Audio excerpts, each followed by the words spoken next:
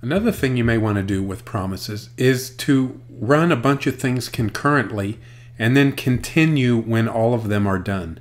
So here's a simple example, kind of borrowing from another that I did previously in another video, and that is I want to execute a command that runs asynchronously that goes and gets data from a remote web service, and it returns JSON data, an array of champions.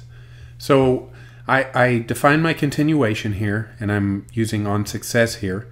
I create an array of promises, which is just an empty array, and I get the result from the previous operation inside the continuation, and I assign that to a variable called champion. So that's just an array of JSON objects. Then I iterate through each champion, and I create a new insert champion command passing that single champion JSON data structure, and I call execute on that command. This also returns a promise, which I add to my array of promises. Then, so as I add them and call execute, they start immediately, asynchronously. So I have all these things running asynchronously, and just assume that there's a throttling mechanism somewhere so I can't just flood and run an unlimited number of things.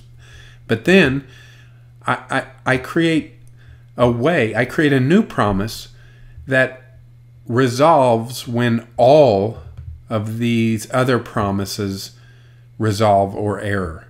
So this is a way to run things in parallel, and then since that returns a promise, I can simply add a continuation on this, which declares a closure which takes that promise, and I can simply do something like I'm finally finished. So what happens here is that this continuation is chained to this promise, which is chained to all of these promises.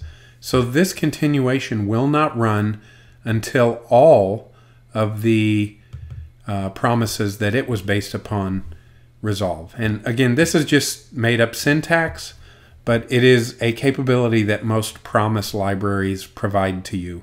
And this is an example of running things in parallel.